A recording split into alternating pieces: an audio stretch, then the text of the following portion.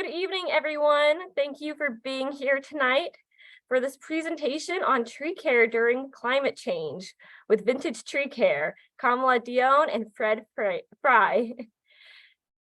This presentation is brought to you by Dailyaks in the city of Santa Rosa. We appreciate you taking the time to spend your evening with us to learn how you can properly maintain the health of your trees. My name is Ava Castro, and I'm a program coordinator at Dailyaks. For anyone not familiar with us and what we do, Dailyaks is an environmental education nonprofit based in Sonoma County that inspires transformative actions that create connected, equitable, and climate resilient communities. We believe in the power of our daily actions to connect people to self, community, and the planet.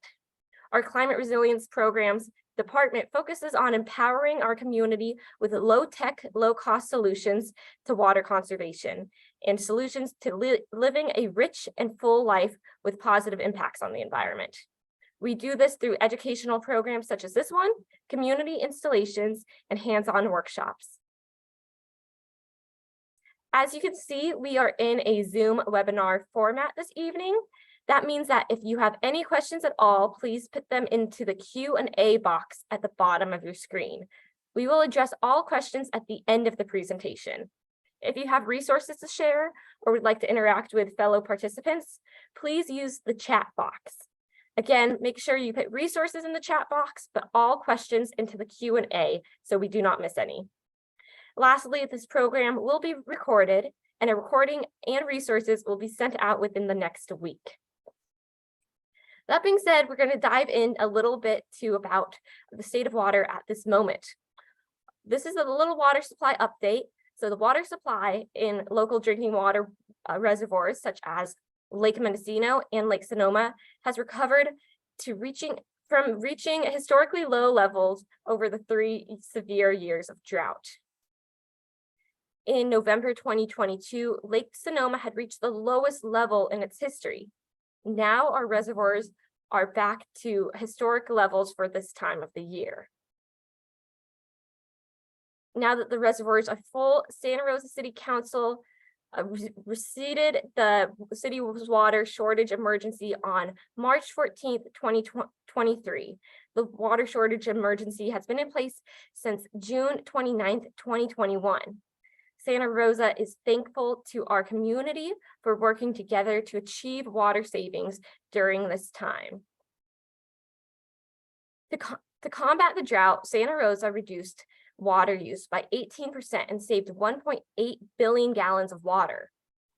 Although we are no longer technically in a drought state, that doesn't mean that we could not once again be in drought conditions in the near future if we don't continue to implement water conservation practices.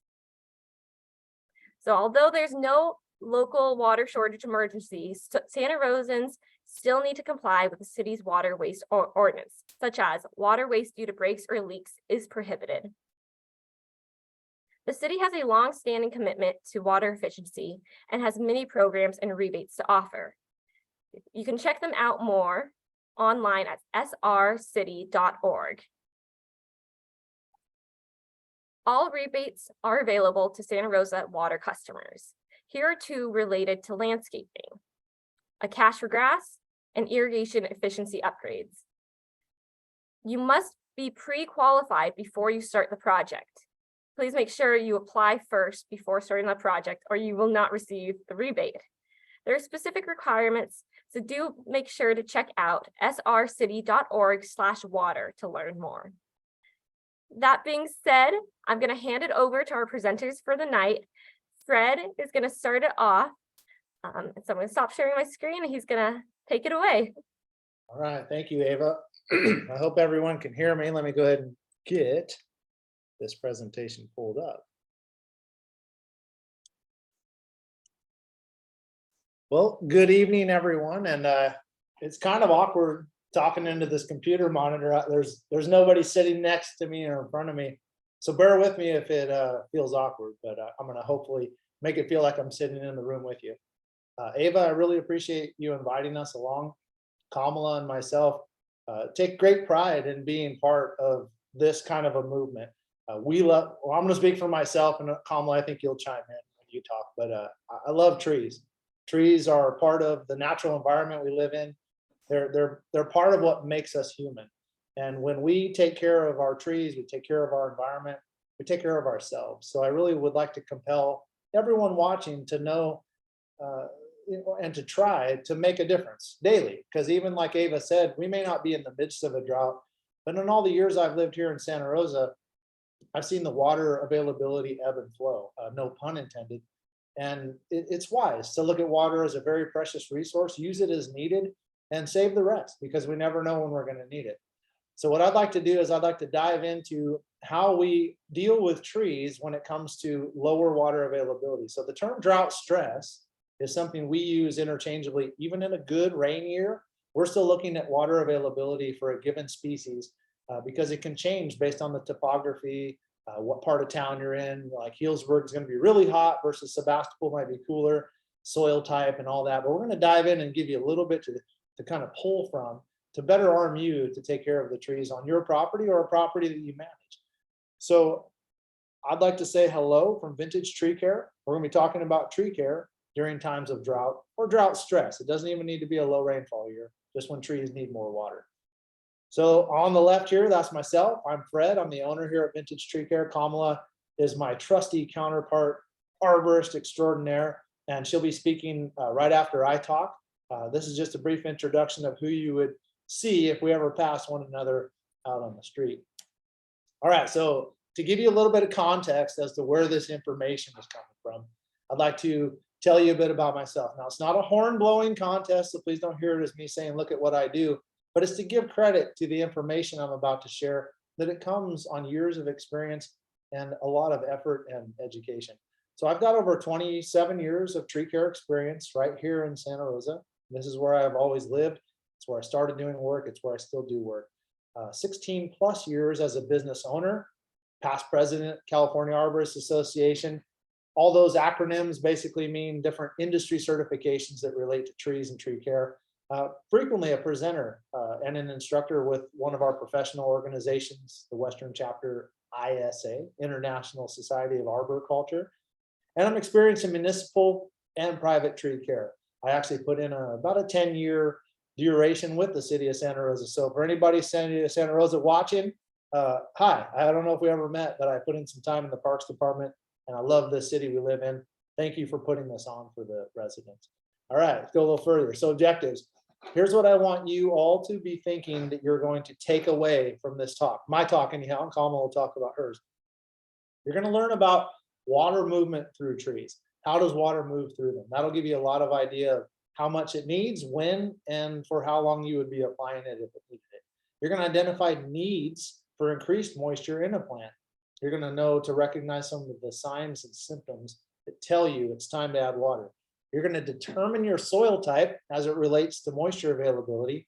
Different soil types will behave differently under conditions with or without moisture. You'll establish a delivery method for added moisture, whether it be topical, we can put a garden hose out, a soaker hose, maybe you'll design a system with emitters, but we'll talk a bit about some of the pros and cons. And also you'll discover some resources to access professional assistance, whether it be a tree service or the county, the UC extension, maybe even the city of Santa Rosa, but we'll get into that and show you who we would guide you toward should you need professional assistance with your trees. So let's dig in a bit deeper. Here are our objectives. Everybody, buckle up. Here we go. Okay, so how do trees work? All right, now we're not going to get deep into all the processes within a tree, but we're going to focus in on how trees utilize water and what the water does for the plant so that you know the purpose in giving it water, and then how much water it's going to go through in a given cycle. So this is going back to some of the basics. For some of you, it's maybe news. For some of you, you may say, come on, Fred, go to the next slide. Energy production, photosynthesis. That is one of the tree's primary ambitions, right? So it wants to prolong, it wants to live, it wants to endure, it wants to reproduce. So without leaves, focusing toward the sunlight, making energy for the plant, processes halt or decline, or the tree can suffer and die. So water is an integral part in the photosynthetic process, and that's going to do a number of things. it becomes gaseous and starts to interact with the chlorophyll. And I'm getting all sciencey, but basically, in absence of water, your photosynthetic activity is totally changed. But one more important aspect that I tend to get stuck on is how much the water acts as a pressure to maintain an open leaf. Now, different plants have different leaf morphology, and some leaves can stay open in absence of water. Those are our more drought tolerant species typically. But a tree like this one that's in the slide, an oak, this is a white oak, they rely on moisture to keep the leaves open. When you get into some of your more soft-leaved trees, Japanese maples, dogwoods, they need a lot of water to hold the leaf open. Without water, the leaf can't stay open, it wilts, and then so on and so on, and we have more problems in the plant. So energy production is crucial. Without water, it doesn't happen. Without energy, so many processes start to fail, and the tree suffers and declines. Okay, foliage orientation. That's a big part of photosynthetic activity. So you're going to look at how is the foliage oriented. You know, are you in the shade of another plant? You're not going to use as much moisture. Is it out in the full sun? Is that plant adapted to the full sun? Are you asking a plant that's designed to be in the shade to be in full sunlight? It doesn't have the genetic predisposition to sustain itself in low water conditions. So that's your first thing, you know, where's your foliage at? What kind of plant is it? What are its water needs? So now water movement in the tree. This is a crude example that I put together from a photo of a tree I had access to. So the red arrows indicate water coming up from the soil, and it pulls water through the plant through what we call transpirational pull. And it basically has to do with the cohesion of the water, and it's always stuck together from the very highest leaf down to the roots. Anytime that gets interrupted and there's an air gap, you lose moisture in that vessel. So it's crucial to keep water available at all times. So this rendering, simply put, is the water coming up from the ground, going to all extents of the tree, and then evaporating into the air. It's why you kind of get that cooling effect around trees. It's basically like a large swamp cooler. So there's water movement in a nutshell. Okay, now, Fred, I know that trees need water to hold the leaves open. They're going to make energy. I have a little bit of an idea of what kind of water my plant needs. How do I tell if it needs more? Okay, so the definition of drought stress is this. Drought stress results when water loss from the plant exceeds the ability of the plant's roots to absorb water, and when the plant's water content is reduced enough to interfere with normal plant processes. Simply put, not enough water, the plant suffers. Just the right amount, the plant thrives. So signs and symptoms of drought stress. Now, again, I'm going to go back to earlier in the slide presentation when I said that in the tree care industry, and this may be for all botany, we use the term drought stress all the time. So this time of the year, we have our lengthiest days, our hottest days, our lowest water availability naturally in the soil. So we start to see drought stress symptoms show up in trees, even though we had a great rainfall year. So here's some signs and symptoms that will trigger you to know when your plant is saying, hey, I could use a little bit more. So know your optimal foliage density and color. This in this slide is a California coast live oak. You've probably seen them 100 times, or if not 1,000 or 1,000,000. This is a native species here in Sonoma County. It's a wonderful example of a native oak. This is how they should look. You've got some shoot elongation on all the tips. That says, hey, the plant is thriving. It's putting on response growth. It's got a very dense canopy. You can hardly see through it. It's got a lot of leaves. And it's dark green. So it's saying, hey, I've got everything I need. I'm doing just fine. So when you see that, not a lot to get worried about. So if you don't know what a good tree is supposed to look like, it's going to be harder to tell what a suffering tree looks like. So here's another example of, on the far left, we've got some red leaves. Oh my gosh, is that tree dying? Is it drought stressed? No, that's a red maple. It's giving its fall color. So, okay, ease back in. Know your tree. Know how it should look. The one in the middle, I think that's a little locust that was in our front yard, and that's about how it's supposed to look. So when I see a tree like that, if someone said, hey, Fred, does this tree look drought stressed? Oh, looks great. And over on the right, or at least on my screen on the right, I've got a coastal redwood. That's how they look for foliage. Now, we're not talking about structure and tree shape and all that. We're just talking about foliage density, foliage color. Those trees look great. Those are great examples of the given specimen. Now we start to get into some minor drought stress symptoms. Now, these are the same type of maple that was turning red. They're not red yet because this is in the summer. This is right after that high heat we had last year. It got really hot, like around Labor Day. And this is the leaves that just couldn't keep up with the water need. And the trees have plenty of water, mind you, but the species is not adapted to 115 degrees for 2 or 3 days in a row with a little bit of wind to accelerate the water usage. And this is very acceptable. In my opinion, this is all in the leaf only. It's not causing dysfunction with the plant. It's very minor. I'll try to water it to see if I can get it to perk up a bit or help to alleviate and slow down any further drought stress symptoms. But this, in my opinion, is not what I want, but acceptable. So now let's go ahead and see what happens when the trees get a little bit worse. So now in these 3 slides, we've got to the far left, flowering cherry tree. Now, when you see that level of sparsity to the canopy and you see the orange leaves on the right hemisphere of that tree, you can look down at the ground and see that someone was doing a great job to conserve moisture. They cut back on the lawn. That was probably a lawn at one time, if not recent. And the trees end up paying a price for that, and it's inevitable. So you really have to weigh in what are your local ordinances, how much water can you use? And I hope City of Santa Rosa, I'm not speaking out of turn, but I did hear of a lot of different cities in our county last year that had really strict water use requirements for landscape. But if I'm not mistaken, there were some loosening of the strictness when it surrounded woody plants because of their very important aspect to nature and carbon storage, et cetera. So I could be wrong, check with your local ordinance. But I found that a lot of cities were still letting people water trees. So keep that in mind as you look at drier times of the year or landscape changes. Tree in the middle, it was a recently planted valley oak. It is not supposed to look that sparse. A lot of skeletonized limbs. This was late summer, early fall. This tree should have been so dense with foliage that you couldn't see through it. And that's unfortunately how drought stress played out in this tree. And Kamala is going to talk a bit about how drought stress can turn into some other problems. I'm going to stick to just strictly the biological function of the plant and how it deals with lack of moisture. Now on the far right, you've got a maple tree that's in a little bit more of an advanced, still moderate in my opinion. It's in the leaves. The leaves are starting to cast. The top half of that tree is starting to skeletonize.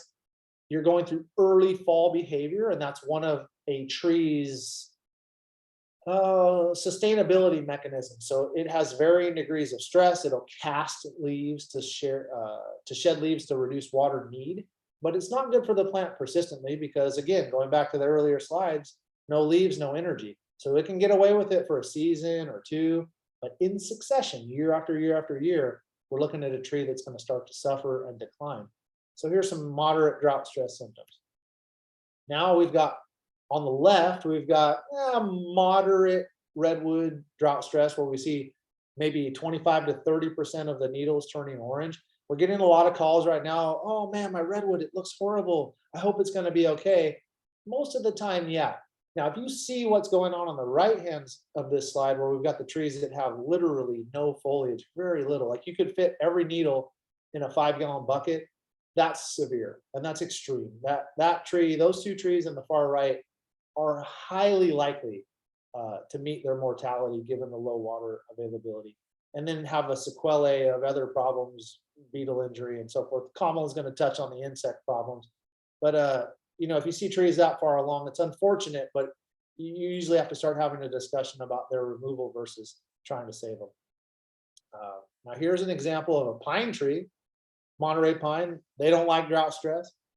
This one is totally dead. So if you see orange needles that are stuck on the tree, that's a bad sign. That means the tree is usually dead. So there's another severe level of drought stress on a plant. Here's a severe drought stress in a Douglas fir. We've been seeing a lot of that in Santa Rosa up in the hills. Healdsburg, all over the county.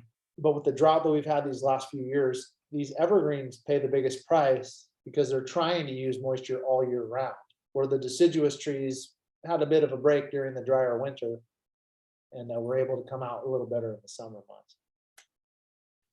Okay, so proper irrigation. Okay, Fred, I've got trees and I know they need water, right? How do I irrigate them? how do I make enough water available? Because I've heard rumor that too much water, well, that's bad for a tree, right? Well, equally, too little water is bad for a tree. And I would say if you're splitting hairs, you're going to do fewer problems with overwatering than under. And that's not to say you don't want either of those extremes, but when in doubt, you're probably safer to give a little more water. However, get someone involved to consult with you on it if you're not sure. Okay, so how do you determine the moisture content? First and foremost, you need to check your soil and see what it's doing. So here's a way that we do it. This is actually a pretty accepted method. This is soil probe. You can get one of these at most landscape supply places. I know down at Harmony Farm Supply, they have them on the shelf. It's not an inexpensive tool, but you can thrust that wand down into the ground, and when you pluck it out, you'll have a core down there where the arrow is. It'll give you a plug of soil, and it'll show you a lot. It'll show you absorbing roots. It'll show you strata, so you can see if you've got different soil strata in there. It'll show you moisture if the soil is moist.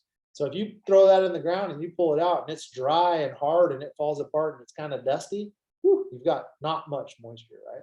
So that's a tool you can use to determine it. A less expensive tool that I keep in the truck is a shovel. Most rooting, I'm gonna go sideways here. Most tree roots occur in the upper 18 to 24 inches of soil.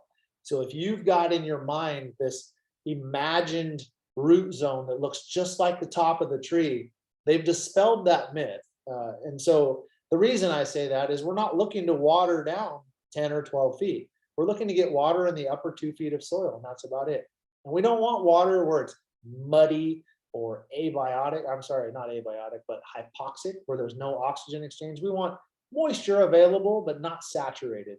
So when you plug into the soil here, this might be a 10 or 12 inch soil profile. That's about half the distance we want to check for. So a couple of shovel explorations can tell you the distance in the soil that is most important. And you would do that through varying areas beneath a given tree, because one area may have plenty of water, but it's not enough for the whole tree. So you wouldn't pull up one shovel full, say, wow, look, it's wet, I'm fine.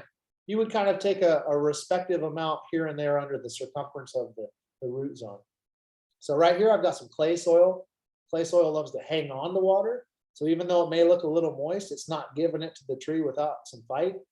So when you're talking about the diffusion that has to happen in the soil, you need to err on the side of a little bit, not too much, but a little bit more water in the clay soil, because I find it has a tendency to hang on to it rather than let the roots have it. Now you go and you dig into something like this. This is flat out sand. This might be an extreme, but Sebastopol has a lot of sandy soil. So you would expect it to be harder to hold moisture in the upper parts because it's going to leach down more readily. So on a sandy soil, you may be irrigating more frequently, not necessarily a greater duration, but more frequently. Now, if you go and you dig into something like this, which is a bit more loamy, so there's like a soil spectrum, right? You've got silt on one end and sand on the other. And in the middle lies this loamy texture. So it tends to be a very nutrient rich, a more friendly pH. It gives a bit more nutrient exchange with the roots, and it holds moisture really beautifully. So it just depends. I'm not saying that you need to strive to have a loam, but you know, you get into like the downtown area of Santa Rosa, McDonald, Pacific, all in that flat area, the soil tends to be gorgeous. So it's going to hold moisture a little different. You don't need to water as often, and you don't need to water as long. It's a little bit better soil for that. But every soil is going to be different. So check your soil. Okay, I know my tree needs water. I've checked my soil. I know it needs a lot of water. What do I do, right? Okay, so now we're going to talk about some mitigation steps. So arbor mulch is a general term. We use it in the industry. It's basically chipped tree material. Now, I just went to a workshop back in May, and Kamala, I don't know if you want to nod on this one, but a very well-respected biologist who spoke on the concept of mulch and soil behavior couldn't say enough great things about fresh chipped tree material. So if you don't have access to that, you can typically gain access to it by calling a local tree service. They're usually looking for places to get rid of it. If you're timid about taking it from a tree service, you can get mulchy material from like Grab and Grow or most of these you know, soil places that do landscape soils. And it's called Arbor Mulch. It's not as good scientifically as the fresh tree material, but it's really good. It's better than not putting anything down. Excuse me. So the industry has kind of agreed on a 3 to 6 inch depth over natural soil. That will allow for some permeability, water to make it down there, some gas exchange between the environment and the soil, but it protects the soil.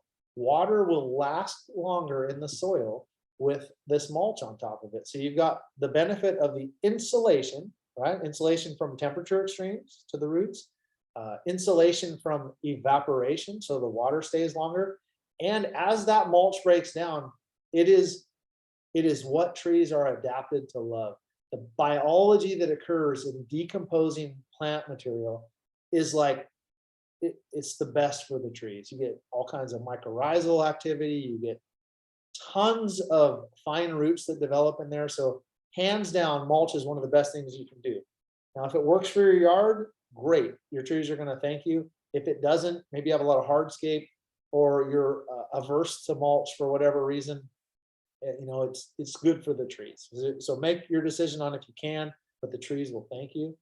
And in this slide, you'll see where I dug through some of the mulch at my home, and you can see very, very shallow, maybe 2 or 3 inches under that mulch where it started to integrate with the soil. This is about a year in the process. Right in that square are immense amounts of absorbing roots. So the tree will magnify its ability to pull in nutrients and moisture by having that mulch. So you get all these inlaid benefits with mulching. Now I'm going to go ahead and move a little bit into how you can take the mulching and enhance it with some water availability. Okay, so you could do something real simple. You could have a drip system in place, and this type of emitter here is one of an example of many, many types of emitters. But this one spews out a small little waterfall fountain thing. It's 2 or 3 inches off the ground, and it wets effectively in one spot. What I like about it is I can see how much water is coming out of it when it emits, versus some of the other emitters are a little bit quieter, or not quieter in the noise sense, but quieter to the eye. You don't see a lot of the moisture come out. So this is a quick measurement tool. I can walk around my yard when I turn these on and actually see how much water is coming out. It stays very proximal to the emitter, and it's a great way to deliver water. We've also got soaker style. So like you can see my fingertips show up in this slide, and right past my fingertips, you can see those little brown tubes. And I don't know if you can see on the brown tubes, there are little tiny swellings of elliptical movement on that hose, and there's a little emitter hole in there, and it just sweats out water really slow. It's like a half a gallon per hour, maybe less. The beauty in the soaker hose like this is it covers a lot of area, and it very slowly lets out the water. So you're not shooting it into the air where it can evaporate. This is actually just a little bit below the mulch layer, and I pulled back the mulch so you could see it. So it's beneath the mulch where it interfaces with the soil. You don't really want to irrigate your mulch because it becomes a sponge and holds the moisture. You want to get it down into that soil beneath. So here's an example of some trees that I went ahead and doctored up just this year, a couple months back. These are some of my landscape trees that they weren't getting enough water based on my old system. This is a good time to take a second to segue and say, you may go, hey, I've got a system. I put it in when I planted the trees. Fred, I'm covered, right? The reason I would say check it is because a couple things. One, emitters get clogged and they quit working. Two, roots can grow around or create obstructions or pinch the irrigation lines and actually sever the water flow or diminish it. And number three, the water need of the plant will start to greatly exceed that original system. Where I see a lot of landscaped plants, trees especially, get really drought stressed is when the system's old and it hasn't been inspected. So check your system every year. I go out and I turn mine on at the first part of spring, check for leaks, make sure all my emitters are working. And then I watch the plants. Every time I turn them on, if my plants start to show drought stress, I double check the system again. So what I've got going on here is I pulled back the mulch and I went ahead and I set that soaker system. This is a soaker, larger diameter, but it's a soaker system that emits every like 18 inches, about a gallon an hour. And I spread this out beneath the trees. You can see the slide on the right where I filled all the holes back in. So you can't even tell it's there. And it's on a timer. I can go ahead and turn it on and it'll irrigate. I don't know, I maybe do an hour every 2 or 3 weeks. And that tends to be adequate for these trees. So it doesn't take a lot of water, mind you. Now here's an example of us pruning some trees, and this theoretical. I would say that it has a strong theory that it's doing what I'm about to share with you, but don't let me speak from authority like it's scientifically proven. If it is, I haven't checked out the study. But basically, when we go through a tree, and this is an example of a tree that had a lot of end weight loading. So we took a lot of weight off. And when you take any kind of limbs off of a tree, you're taking off leaf mass. There's a delicate balance. It's not as simple as cut limbs, save water. But if you're taking care of your trees anyhow, let's say you're taking care of them this summer, and you're taking off some weight that's needed to preserve some limbs, or you're taking off some low limbs to clear a house or a driveway, you're inherently removing leaf mass, which is going to reduce water need. Now, please don't hear that I'm saying run out and prune your trees to reduce water need, but there is an inlaid byproduct of good tree care, which is that of whatever limbs you remove are that much more in assistance of how much water you're going to need. So food for thought anyhow. So do you need some professional assistance, right? You're going to go through this talk. You're going to hear me talk. You're going to hear Kamala talk. And you might think, this is overwhelming, right? I'm taking notes, but I don't even know what to do. So let me share with you, this is objective stuff, by the way. I'd love to steer you in one direction or another, but I really think the best way to get information is to ask it of a lot of different sources and melt it together just to minimize bias. So what we've got that I would steer you toward, and stare at the slide for a second. You've got the International Society of Arboriculture. They're an international, very well recognized professional organization for trees and tree care. If you need something more regional, you would go to the ISA, right, the International Society of Arboriculture, and you would try to drive yourself toward the Western chapter. That's the one that governs or oversees what goes on here in the Western states, California, Nevada, Arizona, and Hawaii. So they're going to be more tuned into local problems, local tree behaviors, et cetera.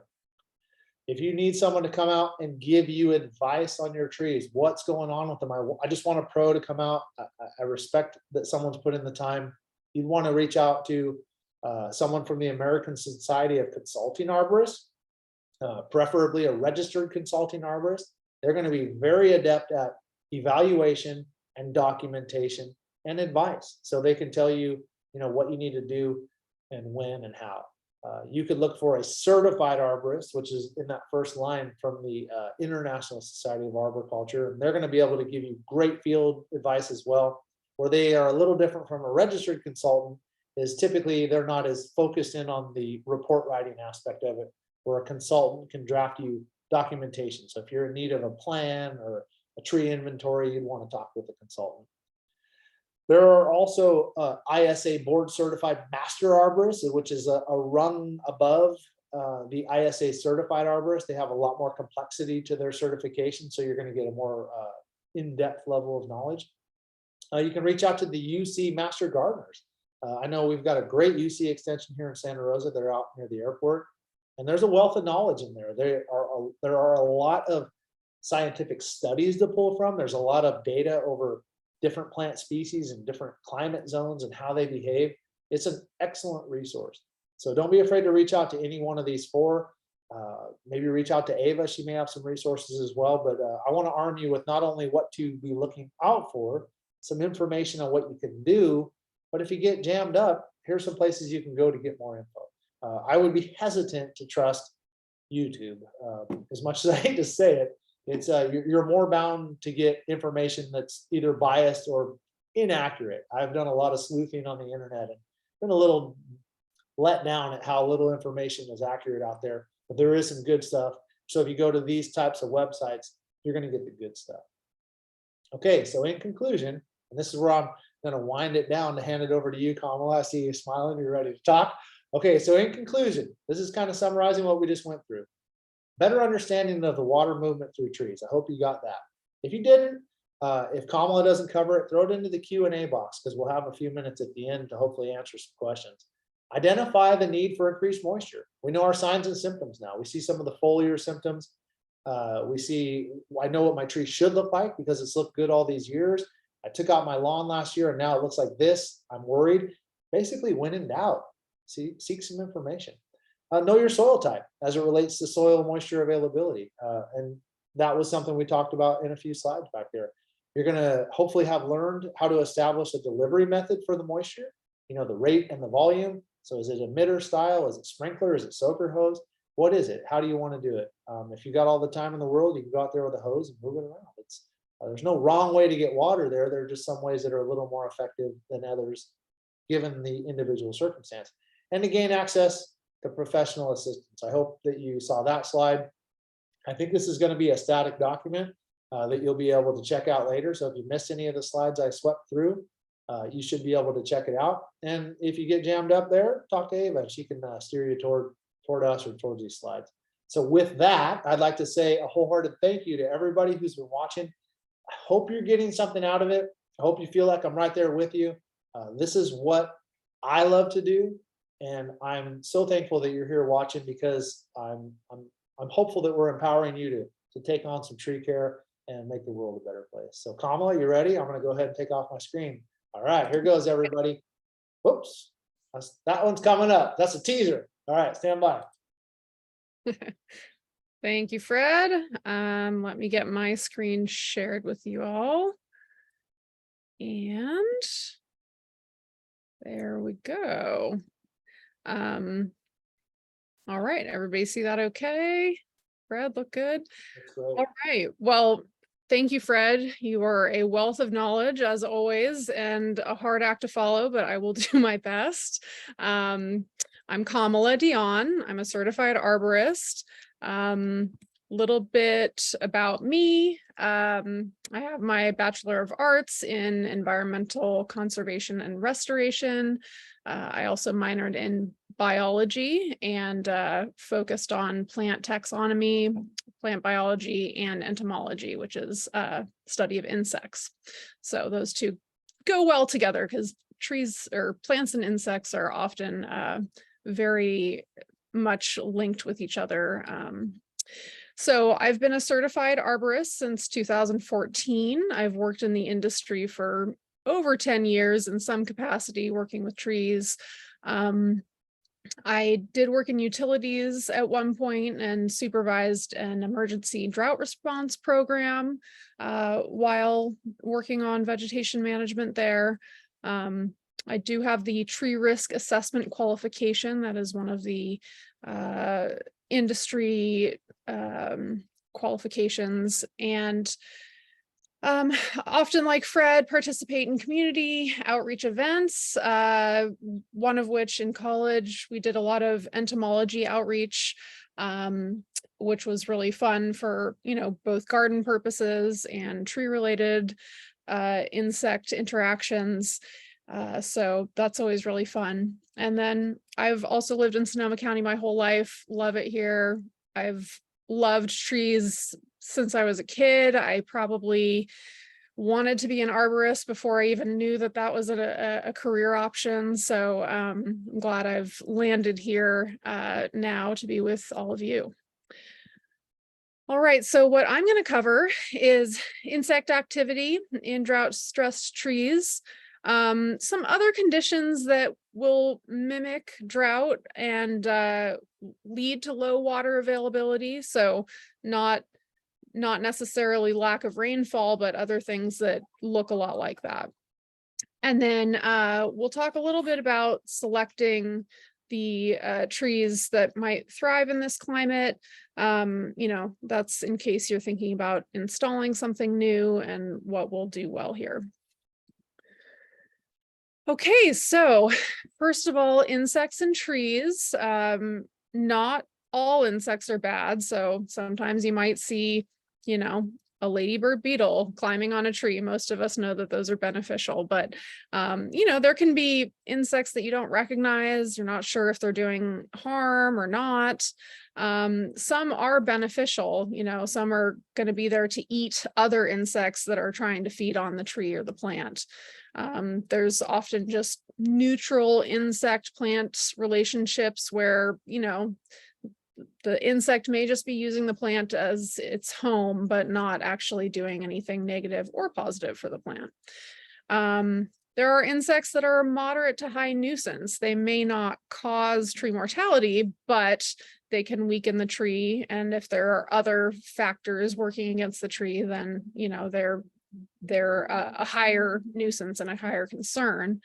And then there are also insects that can have significant or catastrophic effects on trees, namely tree mortality. So here's a few examples. These are some common ones that we see a lot. Sycamore borer, that's something that we actually see in oak trees fairly frequently. And they're, these aren't exactly in order from best to worst, but sycamore borer is something I would consider a nuisance, not necessarily a huge problem, but could become problematic if the tree's already struggling. We've got the sequoia pitch moth. This is one that Fred actually found in a tree, so you can kind of see how there's a little cap there of sap, and when you dig that out, there's a little larva in there. And so that's another example. There's the red turpentine beetle. That's something we see on pine trees really frequently. So this picture over here to the right, you can kind of see some sap coming out. It's tinted a little bit red. There's some red material around that sap. That's a sign of a red turpentine beetle. And, those can be kind of a precursor to other more harmful beetle infestations or bark beetles, which is next on the list. Now, bark beetles are one of the things that we're seeing that can cause a high level of tree mortality.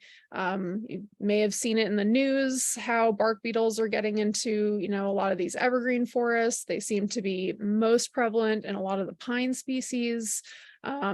Around here, the Monterey pines that aren't necessarily a native species to this exact area, but there are many of them. So we've seen a lot of infestations in those.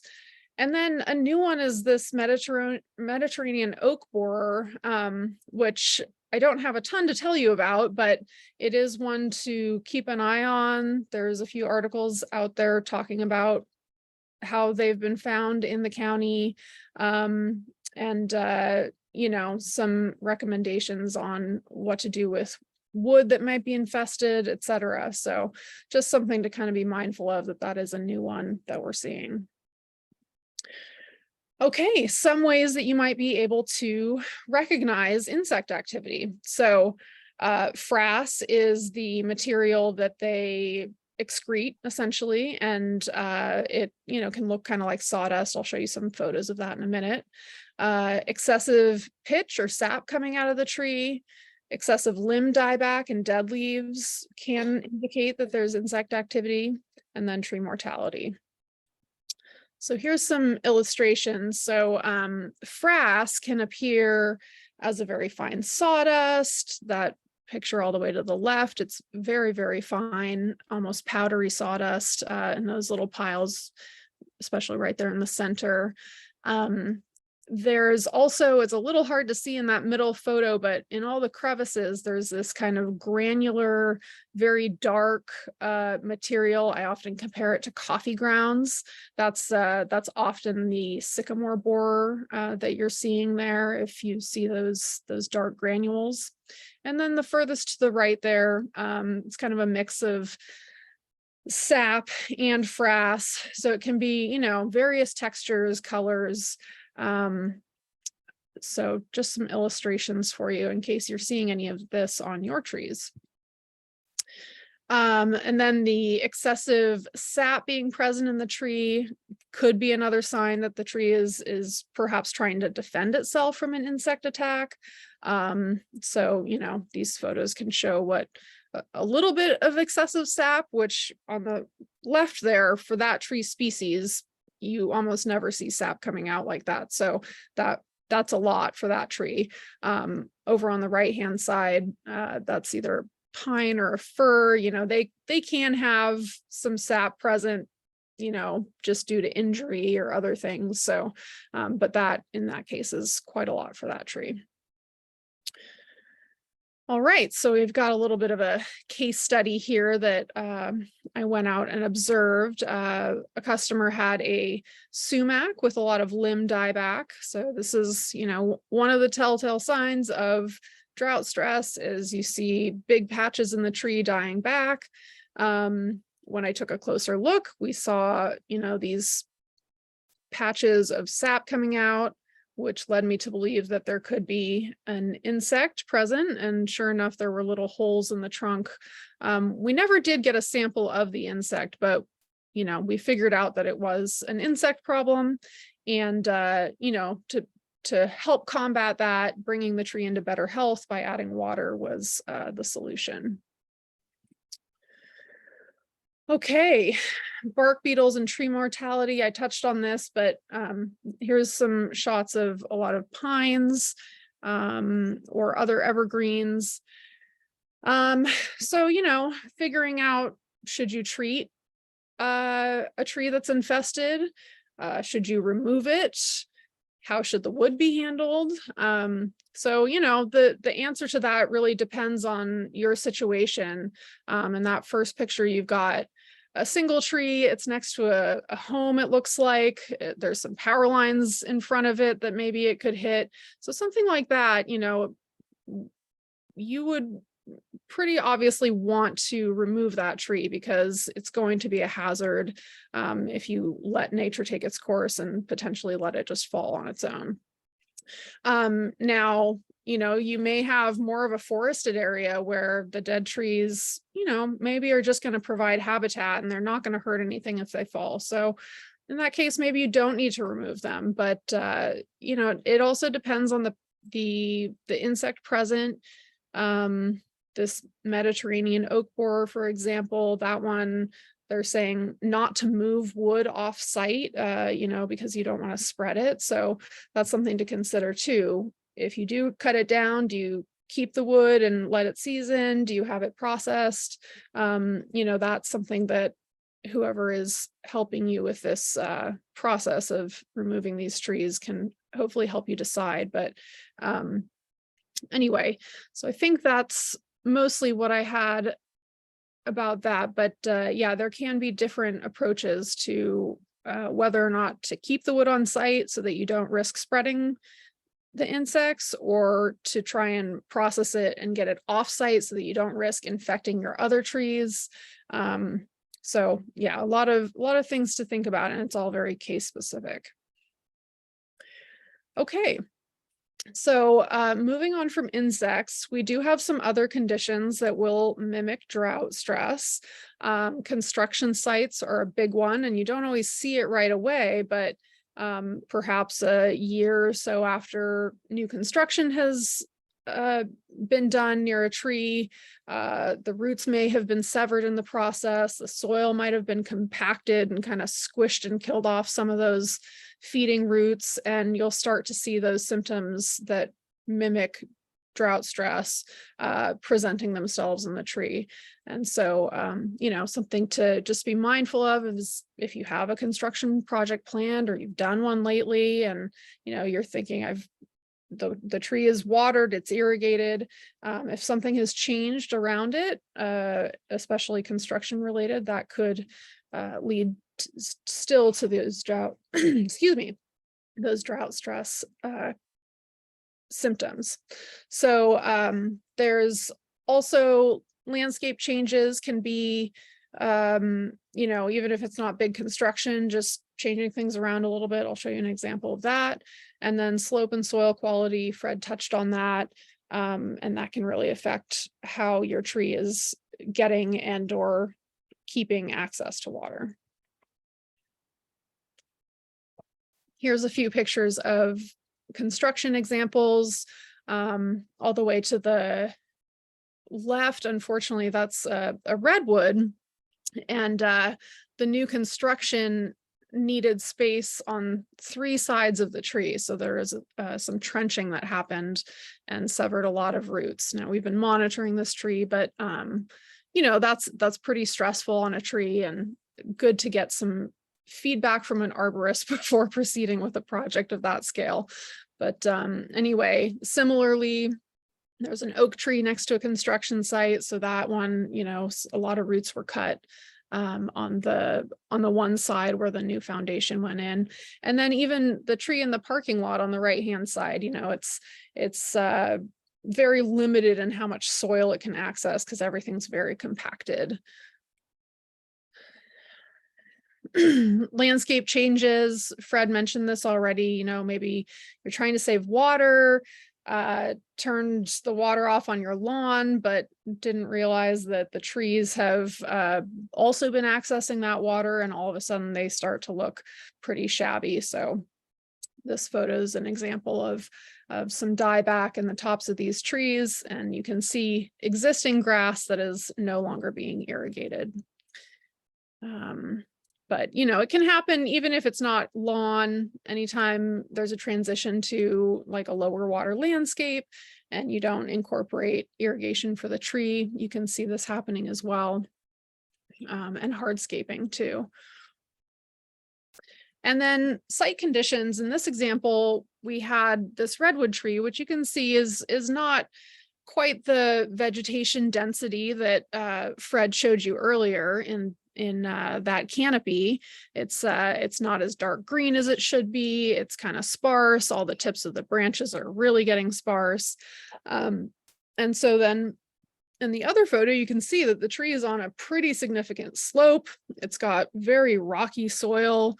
Essentially, the water is just draining away very quickly, both because there's a slope and it doesn't have great soil quality to just retain that water anyway. So unfortunately, that tree just was not well suited to that environment. And so it, you know, looks like drought stress, and in many ways it is, even if it's a normal, you know, good rain year.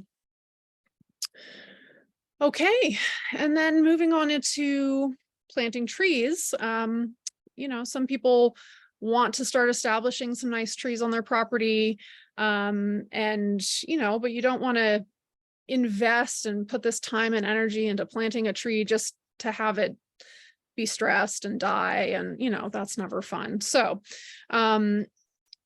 you know, you'll want to look for certain things in your new trees that you choose, specifically ones that are more drought tolerant, some that, like a lot of water availability, are then very susceptible to those issues related to drought. The native trees around here are going to be best adapted. You know, if you have space, oaks and you know, redwoods, I'm not going to go into, I love redwoods, but right next to your house, probably not a great idea. But anyway, oaks are coming to mind, but there's plenty of other natives, and even not huge natives like buckeyes, or even like, you know, fruiting trees, etc. So non-native trees, there can be plenty that are good candidates, especially native trees that are native to other Mediterranean climates. So those can be very good candidates. And then, like Fred was saying, knowing your soil conditions. If you have a steep grade, you know, that's going to be a challenge no matter what you put there. Your soil type, again, you might have optimal soil, you may not, and you'll want to kind of take some consideration with that, and you know, make sure that you're installing the right type of irrigation or planning ahead for how much water that tree is going to need. And I didn't mention it on this slide, but you know, your local nurseries, especially tree specific nurseries, are going to have pretty good suggestions for trees that are going to meet some of these criteria for you. Okay, so in conclusion, pests and disease are more likely to affect a tree if it's already drought stressed.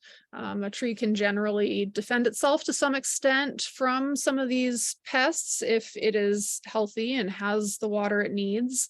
But those pests become much more detrimental when the tree is already stressed. Trees experience drought stress from low water availability, not necessarily low rainfall, can come in other forms like construction and landscape changes, etc. And yeah, site conditions as well. Mitigation and treatment options for pests. Fred talked a little bit about this, removing affected parts of the tree. So, well, he was mentioning reducing the canopy load so the tree maybe needs less water. That can be helpful. Also, just pruning away anything that has already died back. The tree doesn't necessarily need to have dead wood removed. It's just that it can be a little bit easier to monitor if you're continuing to see the tree affected. So if you prune out all the dead wood, get your irrigation going, tree looks great, you don't see new dead branches, awesome, you've done what you needed to do. If the tree keeps declining, you'll be able to see it more easily. Chemical insecticides, this one's a bit controversial and not everyone wants to go this route, which is totally understandable, but it is an option that's out there. So I, put it on here just because there are some pests that are so aggressive that there aren't a lot of other options to treat them. Yeah, you can certainly try other things such as integrated pest management. So that can incorporate factors like, natural enemies to the pest and or creating conditions that are not suitable for that pest, and cultural practices such as water availability and the mulching that Fred mentioned, which, yes, I agree, mulch is the best thing. So just, having the knowledge that you're getting here, hopefully to know how to treat these trees so you can have beautiful trees going forward.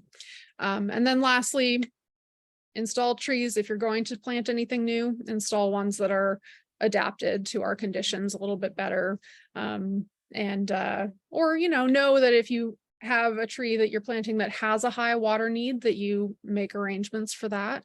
But yeah, like we said, the drought conditions are ever present. Even if we've had a great year of water, like this winter, we had so much water. But now we're in summer, there's drought conditions. This is a Mediterranean climate. That's just kind of where we always are. And so, yeah, just being prepared for that. So let's see, with that, I'm going to stop sharing so that Fred can give you some last remarks and wrap this up and get ready for questions if there are any. So thank you. Kamala, thank you. That was quite instructional. I learned a lot. I'm not the resident entomologist, so to get to hear Kamala talk about all things insect is something for me too. So are you hearing me, Kamala, by the way? I am, yes. Okay, good. That means everyone else is hearing me. So where did the time go? Right? Let me see here. It is 3 minutes to 7. We've already cooked through an hour. I hope you're still engaged. I hope you got something to drink.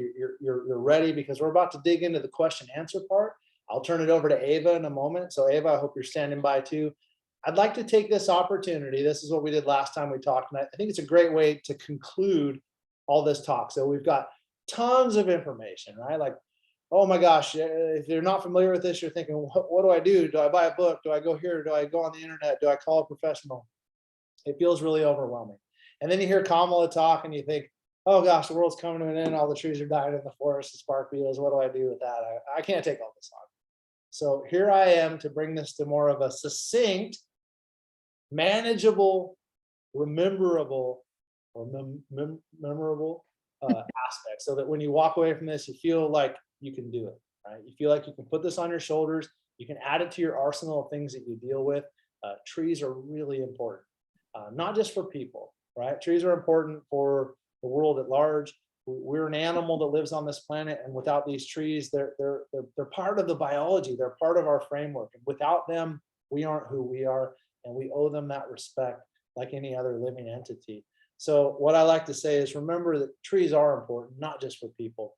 So when we're up in a tree and you look in a cavity in the tree, and here's a little squirrel nest. Now there are those of you I've talked to who they have plenty of disdain for squirrels, and then plenty of people that love them. So I'm not saying love squirrels, but what I'm saying is, look at how this tree that's doing its thing for our environment and making our lives better and building beauty and shade. It's building a home for these animals, and they've evolved to adapt to these kinds of conditions. So when we think about trees, it's not just the tree, it's a home. It's a home to so many things, let alone if you pulled out a hand lens or a microscope, There's probably tons of stuff going on in there. Here's a cute little bird's nest that you'd never see if you didn't get on the top side of this piece of bark and see that there was a bird nesting in there, and over to the right is the same species after the eggs have hatched. And they were all over this tree. Every 20 feet, there was a nest in this tree.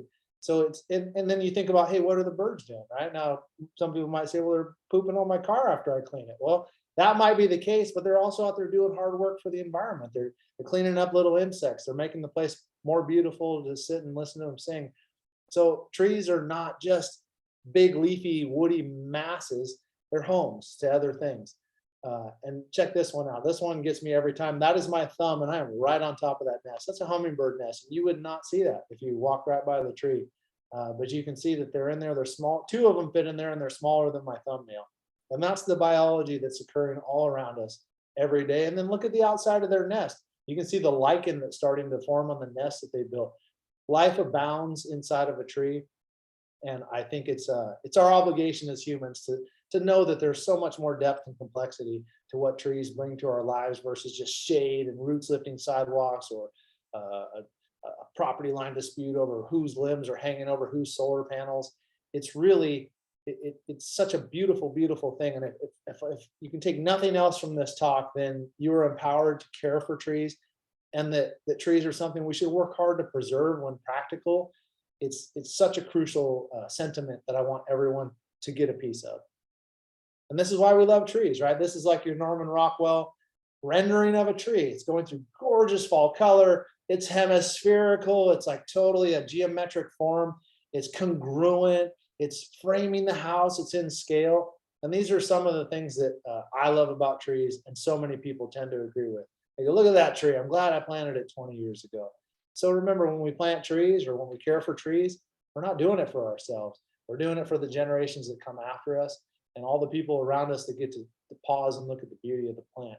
So please be inspired to care for your trees, and don't feel overwhelmed. This is all something you can manage just a piece at a time. There are people like me out there, Kamala, that love this and would love to assist in it, as well as all those other resources that we showed earlier. So I'd like to give a wholehearted thank you to the City of Santa Rosa. Thanks for putting this on. Ava and Daily Acts, couldn't do it without you. And to all of you for taking the time out of your day. We're all busy. We all have things to do. I hope this was purposeful and inspiring. All right, so Ava, I'm going to jump off, right? I'm going to take this off, and oh, there's some more resources. Hold on, I'm making a mess of myself. I'm going to stop sharing, but this was some hyperlinks for industry resources. So if you want to check that out, that'll be in that static slideshow that Ava will have for you. So I'm going to go ahead and stop sharing, Ava, and let you take it over. Thank you. Yeah, great. Thank you so much. This was really memorable and impactful. And to the audience, like Fred said, trees' health are just so essential to the health of us and our community. So it's really important that we care for our trees. And thank you also for giving us tangible items and action items that we can take to restore our trees that are really being hit with the drought stress. So thank you both, Kamala and Fred, for the presentation. We're going to dive into the Q&A now. I see some questions in there. So Sarah Anna, thank you for your questions. I see one, it says, I planted a redbud tree in our yard a few years ago, and I've wondered what amount of water it will need ongoing. And it's also clay soil. Sounds like it's in your wheelhouse. You want that one? Oh, you're muted. Yes, I'm happy to try and answer this one. It's hard to give exact numbers, but like Fred was touching on with, like, you know, probing your soil, see if there's moisture in there. Often something like it was redbud, yes. You know, those are a native species. If it's a Western redbud, that is. And so they're relatively adapted. I actually planted one myself. I really love the heart-shaped leaves. It's in the sidewalk strip that's tiny and it's doing great. So, you know, just based on trial and error, I can say that doing like a weekly or every few week watering in the summer and deep watering, you know, make sure the water you're giving it enough that it's going to sink in those top couple of feet. And you should be in pretty good shape. So that's what I would recommend. Fred may have some additional info on that or recommendations. I'll add a wrinkle to that, and it came up as Kamala was describing, you know, the clay soil, and I think the question included, yeah, I have clay soil. So maybe I'm biased, but I love loamy soil. It just seems to be like all the perfect aspects of what soil would be all mixed into one, right? And I could be wrong, but I'm biased. So when you add organic matter to it, like tree mulch, you actually take a clay soil and start to convert it into a loamy texture. So if you're having problems with a really dense clay that's really holding moisture, or it just doesn't seem to have quite the pH activity that you would want, or a lot of binding of nutrients, and I'm not trying to get complex on you, but clay soils will attach to ions in the soil differently than loamy and so forth. Where the mulch is another added benefit. It's going to change the architecture of that soil so that it'll be more conducive to nutrient availability and moisture retention and availability. So there's food for thought. Another plug for mulching, go mulching. All right, Ava, what do you got next? I'm all revved up. I think you're muted, Ava. Thank you. There you go. It says, I've got plants, lamb's ear, wild irises growing around the trees in the curb strip with drip irrigation about 30 minutes, 3 times a week. Does this sound like enough water for the trees? Also, again, clay soil. Hmm. Want me to lead in, Kamala, or you want it? Yeah, go for it. What do you think? Couple things jump to mind. And this is, I'm gonna go sidebar and come right back to the focus. So when I think about landscape plants, those don't sound like high water need plants, which is good. But depending on where you've planted them and where the emitters are, be cautious. Food for thought for all of you, let alone this question. Try not to concentrate moisture against the root collar area of the tree, where the roots meet, where the trunk meets the ground and turns into a collar. That's an area more sensitive to root rots. So even though you may be adequately irrigating the tree, you could be over moistening an area that's very sensitive for the tree. So that's food for thought. When I hear about plants going right beneath the tree, sometimes people just collect them up near the tree. It tends to be a cultural practice. That's food for thought. Now, coming back to water availability, I would take your mind to the earlier slide in my display, which was, what is the tree supposed to look like? If you're looking up at the tree and it looks like it's supposed to look like, you're done. You're done. You're doing great, right? But if you look at it and you go, it doesn't look right. It looks a little bit wilty, or it looks a little sparse. Now we do a soil probing, right? Let's check the soil. Or do we have water, but maybe it's just a little bit in one spot? And you know your species. If you're not sure, the internet is good for seeing like stock photos of what a species would look like. That's what I've got on that. Kamala, you want to add? Or? Well, I like that you brought up the the root collar concept, because that is something that we see a lot of problems. And in fact, it's another reason a tree can look drought stressed, because there may be roots that are compromised because of the moisture that's been placed against the trunk and against that root collar. So, again, this is kind of a sidebar, but making sure that you're not burying your tree trunk in too much mulch or extra soil or too many plants. Give that trunk room to breathe, and that'll put you in a lot better shape to get the tree the moisture that it needs where it needs it. Good point, Kamala. Okay, great. We have another question, and it says, I have a 36 deep drip watering stake my husband bought, thinking it would help get water down where the trees need it. We have 3 trees along our curb strip, and I don't know what they are, planted by the city of Santa Rosa in 1994. Sounds like 36 inches is too deep. Is that correct? If the stake could be useful, however, how should it be used? Okay. Kamala, you want to run lead on that one? I wish I could, but I'm not very familiar with that use of stakes like that. So maybe you know a little bit more about that. Yeah, so what I'm assuming, and now let's play along. Let's pretend that I know exactly what they're asking, which I think I do, but let's pretend it's just this. It's like a watering wand, right? And it's got a 36-inch penetration potential to the soil. So you're going to deliver water typically at some point on that wand. It's usually down at the bottom. So if you have a 36-inch long wand and you thrust it all the way down to 36 inches, yes, you're very intuitive and hearing. I'm glad you caught that. So we've already got our first learned observer on this program. I'm super thrilled that we've given you something. I would say if you're going to use the wand, maybe take a piece of tape or make some sort of a mark in it at, say, 8 to 12 inches, because water will tend to go downward as it leaches into the soil. I would only penetrate the top 8 to 12 inches, let it run for a little bit to kind of diffuse around the wand, and then move it around. I don't know, maybe depending on the soil area you have to penetrate, might do like 2-foot centers. That's one way to do it. I'm a huge fan. Now, that's not a bad way to do it. And the theory would be that you're getting water down where it's needed right away with the wand. But since most, like in that slide I showed you with the mulch, where I pulled it back and I pulled the mulch back 2 inches, and I had a wealth of absorbing roots. So I'm a huge fan of starting the water at the soil surface and let it penetrate down slowly. So your friend, to induce deeper rooting, and you can see, you go by a home with a lawn, you can see a lot of roots in the soil up at the top. It tends to be because we're watering frequently with shorter duration. So the tree has to go up to where the water is. So if you water with greater interval and a little bit deeper depth, you're going to get that root behavior a little bit lower in the soil. So I would do a soaking depending on your soil type. So for me, I'm kind of loamy, almost clay. I've got great mulch, so it's starting to integrate, become really absorbent. I'm turning on my irrigation once every 3 weeks for about an hour, and it's a soaker system. Now, if I've got a tree that's a little bit more prone to water usage, I may move that up to every 2 weeks. If I get a weather alert says, hey guys, it's going to be in the hundreds this week, I'm dropping water on those plants before the hot weather, maybe a couple days into the hot weather, and right at the end of the hot weather. I don't want to go more than 2 or 3 days in 100-degree weather without giving those trees at least 20 or 30 minutes of some soaking. They're going to thank you for it, because once you get the symptoms, you can't get them back. You can't make them go away. So all you can really do is try to decelerate the decline. So that was a long-winded version of don't go deep with your watering wand. I hope that was helpful.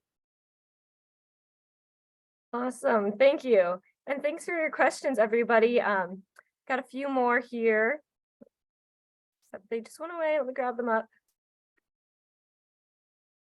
Okay, so while we're talking about irrigation, sounds like you prefer soaker style, but is there a certain time you pick drip over soaker or vice versa? You said a lot about the benefits, but when do you select which one to use? Kamala, do you have thoughts on that? I have some. Well, I mean, the simple answer for me is use the one that you will actually use. So, sometimes if you're like, oh, it's fine, I'll remember to water, I'll turn it on and then I'll turn it off after half an hour or whatever. And if you're like me, you're going to forget and let it run too long, or you're going to forget to start it to begin with. I'm a big fan of having something that's on a timer that you can set, turn it on when you want, or even set it to run once a week. So, that's kind of the simple answer, and that's just for practical reasons. Fred? Yeah, I like that. And there's a lot of truth to that. We're creatures of habit. At least I'm a terrible habit creator. Not terrible. I create habits all the time and then I stick to them. So for me to deviate from a habit takes a little work, but once I do it, I feel good. So if the question is, when do I use like a drip emitter, like a little one that's going to just throw out a puddle of water in one little concise area versus a soaker that distributes in a wider range, it really depends on the root mass. So let's say that you went down to the nursery today and you bought a 5-gallon rose bush or a 5-gallon tree or a 15-gallon tree. All the roots that you have to work with are in that space. It's going to take it a year or two to start to expand into what we call the native soil or the existing soil. So if you went and got a soaker system and you ran it all over creation and you just planted a 15-gallon plant, well, you're watering the soil, but you're not helping the tree, right? So if your root ball is really small, 2 or 3 well organized emitters are going to do a great job. Now, as the tree gets bigger, so like when my trees were 15-gallon, I just put on 2 or 3 emitters. Now that they're 12 inches in diameter, 20 feet tall and 20 feet wide, emitters won't cut it. It's just too little. It's too much work to put a emitter everywhere it needs to be. So then I switch over to the soaker where I can get more soil touched with water over a more slow weeping type of delivery versus an emitter. And the soakers, I don't find over time get clogged up, not nearly as much as an emitter.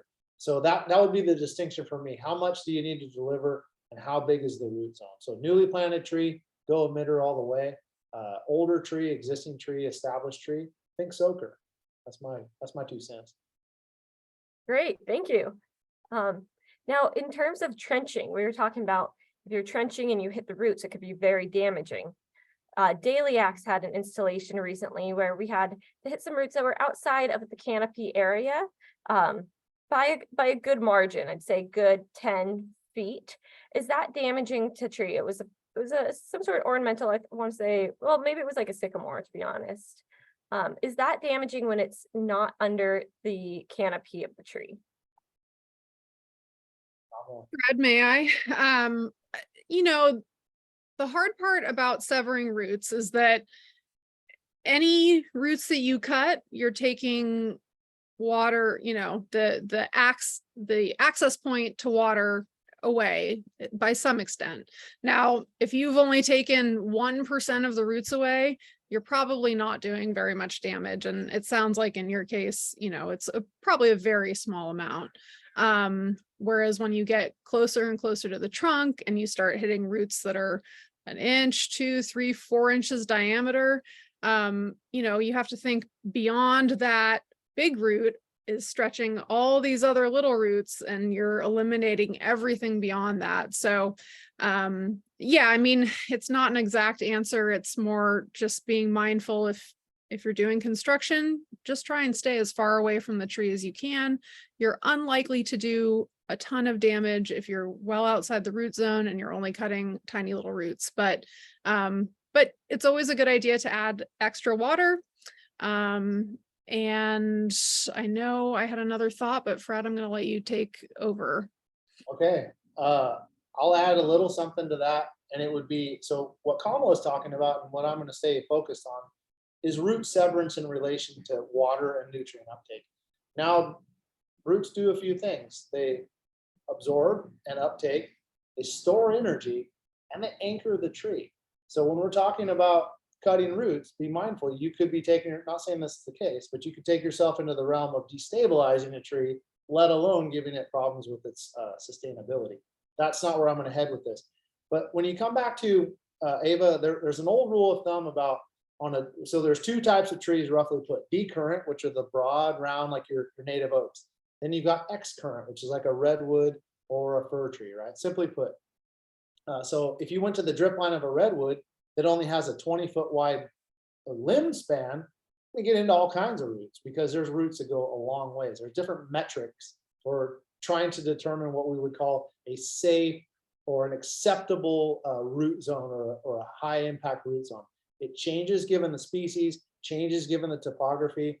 So to say that I can cut any roots that exist outside of the drip line, we call it, on a decurrent tree, it's a safer assumption, but it's so site specific, species specific. You can cut the living heck out of roots on some trees and you won't even know you did it. And you can like trip over a root on a certain species and it starts to decline because that's how sensitive they are. So it's the best thing to do is, you know, if you think you're going to have to cut some roots, get some advice. It's just good policy, because ounce of prevention, right, versus a pound of cure. So go ahead, Ava, give me another one. Great. Okay, thank you for that answer. Okay, we have Barbara. Thanks for your question. It says, I have a blood good Japanese maple that is planted in full sun with many smaller plants surrounding it, along with heavenly bamboo next to it. Last summer it was weeping, and this summer we came home after being gone for a week to find all the leaves dried and curled up. It is watered twice a week along with smaller plants. Do we have a pest and drought problem? Well, that one, that sounds to me an awful lot like maybe too much moisture too close to the base of the tree and to the trunk or on the trunk itself.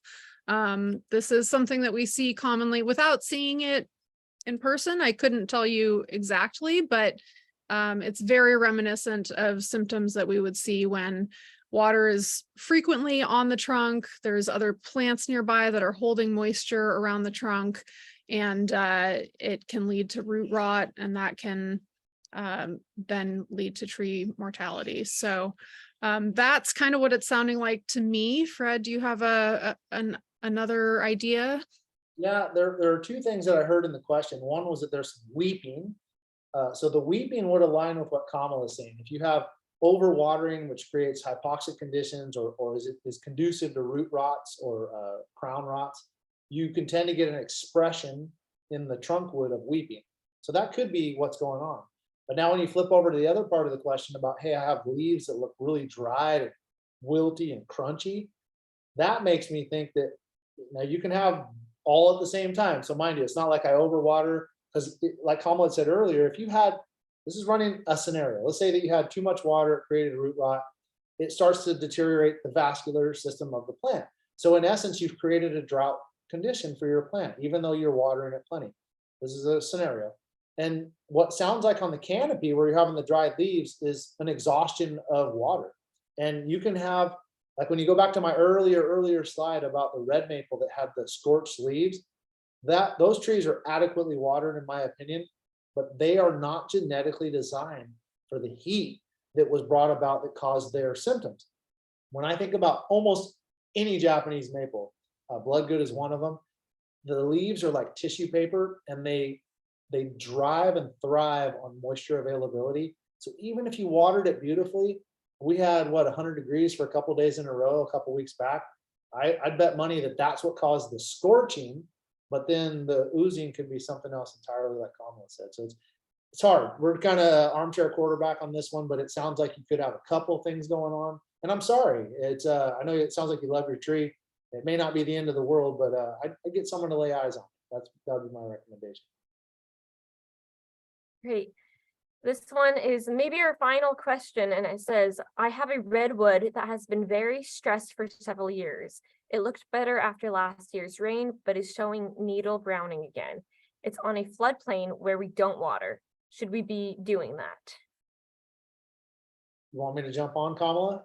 Go for it. Okay, so we're just a little bit of background. Kamala and I, we both work here at Vintage Tree Care, and we're a tree service. So what we get almost daily are calls about what's not going right, or hey, this is going on, I've got the symptom. So I want to say it started last week. I've probably fielded a dozen calls about redwoods, and they don't look so good as a dying, etc. So right now, this time of the year, now don't hear the word normal and think, oh, my tree is normal, but it is normal to see browning of needles, yellowing of needles this time of the year. So I've got my own proprietary metric, right?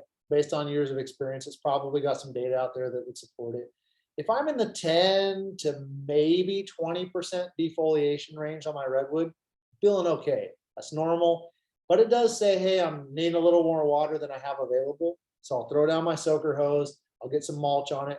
I'll water it once a month for a couple hours with the soaker hose, depending on soil type, topography, etc. If I get into the, I don't know, 25 to 40% defoliation range, now I'm getting into moderate, borderline severe drought stress symptoms. Definitely get some water on it. If it gets past there, you see the branch ends dying in, yellowing, orange needles that are clinging, like there's been some dieback, then you've really got something to be more concerned about. And it wouldn't be in alignment with where we're at right now this year. We're seeing like 10 to 20% foliage defoliation. It's pretty common. But yeah, I'd say water them a little bit. But if you're feeling like it's worse than that, you know your tree best. It's like your pet or your anything. You know it better than anybody. So if something's got you clicked off in the intuitive meter, it might not be a bad idea to have someone look at it, but it sounds normal to me. I was just going to add, if the existing green vegetation on the tree is still more or less as vibrant as it was in the spring, but then you have some browning also, that's a better scenario than if everything's looking kind of dingy and dried out. I was just looking at this redwood behind me because it is doing what I would expect this time of year. It's got little patches of kind of yellowing, browning leaves, but knowing my tree, I know that this is normal for it, and it is going to shed those leaves. An evergreen tree does still have to have a period of shedding, just like a deciduous tree would. But they do it sometimes a little different time of the year, and they don't lose everything. They just shed some of their leaves. So yeah, I think it can be a fairly normal thing to happen right now. You can even see one redwood that still looks very vibrant and good, and it may start doing it a little later versus one close by that's already starting that shedding process. So, it doesn't necessarily indicate that one is worse off than the other. They can have a little different timing sometimes. But yeah, like Fred said, you're going to know your tree better. And so if the whole thing looks like it is struggling versus just little patches that look like they might be ready to shed, that's when you might want to get some eyes on it. So. Great. Okay, that was our last. Oh, actually, maybe one popped up. Okay, what do you suggest for addressing redwood suckers around the trunk? Ooh. I can tell you what not to do. No. Yeah. So there's no harm in cutting them off. I would say under no circumstances apply herbicide to them, because that can get into the rest of the tree. But cutting them is perfectly acceptable. Any other suggestions, Fred? No, that's about it. I've seen people nurture them into little hedges. If you get a lot of suckers, you can kind of shear them off. But I like the look of a tree without them. I can examine the trunk. So let's say that you let a bunch of them grow around the trunk, and then you needed an evaluation on your tree at some point. It's going to create sort of a limitation to that evaluation. So I'm a bigger fan of keeping them off, but there's no real reason to keep them or leave them. It's at your discretion. But like Kamala said, you treat them with herbicide, they're coming from the same plant. So you're going to put hurt on the tree. All right. Sound good? Great. Thank you guys again for your presentation. I'm just going to share this last little slide, but just really saying thank you to everybody. Thank you, Fred and Kamala, for being here, and Vintage Tree Care for all the work you guys do. Thank you to the City of Santa Rosa and Santa Rosa Water. And thank you to all of you guys for being in attendance. Again, this has been recorded and will be shared with you along with resources. If you have any questions about dahliacs and what we do, or if you need any help with tree care, you can reach out to Fred and Kamala. You can reach out to me about dahliacs. My email's on the screen, or feel free to reach out to Fred and Kamala at Vintage Tree Care as well.